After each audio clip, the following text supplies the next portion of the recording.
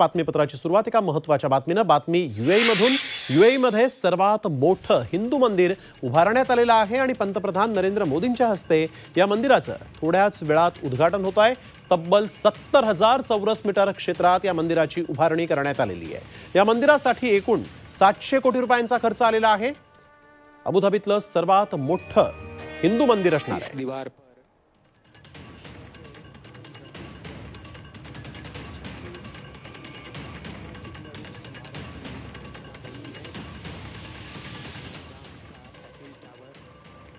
तर आपण बघतोय पंतप्रधान नरेंद्र मोदींच्या हस्ते या मंदिराचं लोकार्पण होणार आहे। अबुधाबीतलं सगळ्यात पहिलं सर्वात मोठं असं हे हिंदू मंदिर स्वामीनारायण मंदिराचं उद्घाटन पंतप्रधान नरेंद्र मोदी पुढच्या काही क्षणात करतील।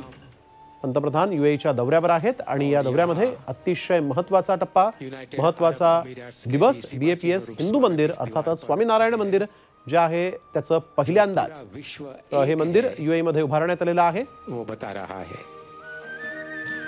Yes, Swami, and I think the beauty of this wall goes beyond its physical features. This wall here has brought the entire world together.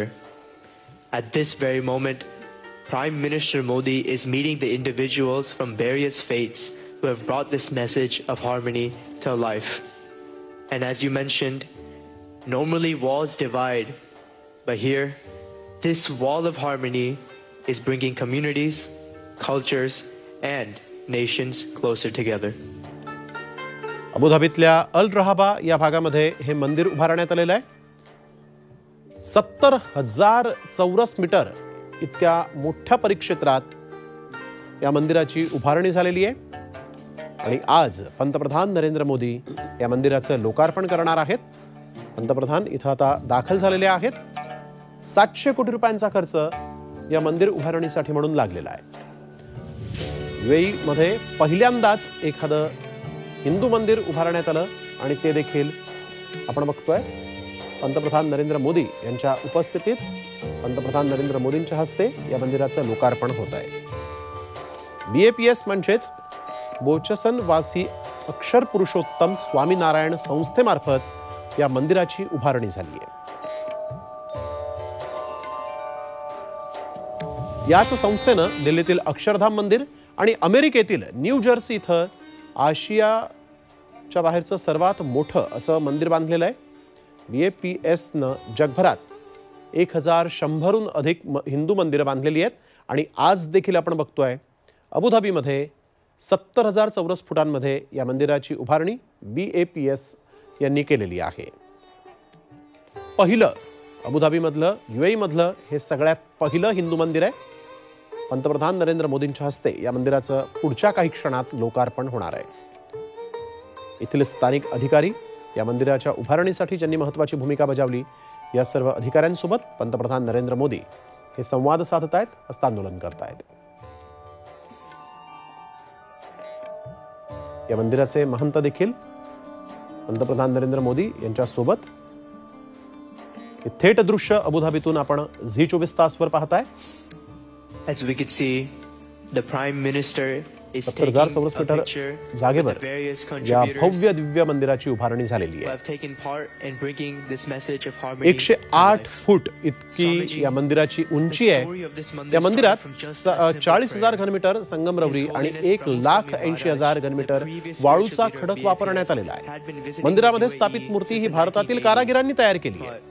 मंदिराच्या निर्मितीसाठी म्हणून 700 कोटी रुपयांचा खर्च आला आहे। जवळपास 50,000हून अधिक लोकांनी या मंदिरासाठी योगदानही दिलं आहे। या मंदिर परिसरामध्ये मोठं गार्डन आणि लहान मुलांसाठी खेळाचं एक मैदान देखील असणार आहे। सगळ्यांनाच माहिती आहे अयोध्येतील भव्य दिव्य राम मंदिराच्या लोकार्पणानंतर पंतप्रधानांनीच हे लोकार्पण केलं होतं आणि या राम मंदिराच्या लोकार्पणानंतर UAEतील या सर्वात मोठ्या हिंदू मंदिराची प्रतीक्षा देखील मोठ्या प्रमाणात होती भारतीयांना आणि आज अखेरी प्रतीक्षा जी आहे ती संपुष्टात आली आहे आणि मोदीच लोकार्पण करतायत।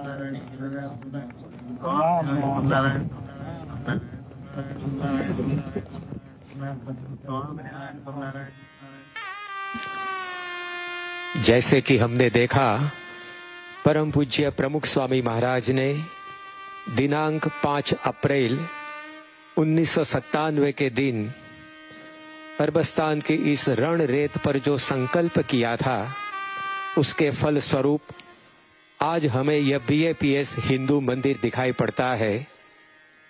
परम पूज्य प्रमुख स्वामी महाराज ने इस मंदिर की संरचना का जो संकल्प किया था वो बालू के टीले पर किया था। तो इस मंदिर की रचना भी इस प्रकार से हुई है कि मानो रण रेत के कूट पर यह मंदिर खड़ा न हो। यहाँ अब BAPS संस्था के अंतर्राष्ट्रीय संयोजक पूज्य ईश्वर चरण दास स्वामी जी माननीय प्रधानमंत्री श्री का स्वागत सत्कार कर रहे हैं। विश्व के समस्त भक्तगण की ओर से ये स्वागत स्वामी ईश्वर चरण दास जी ने किया।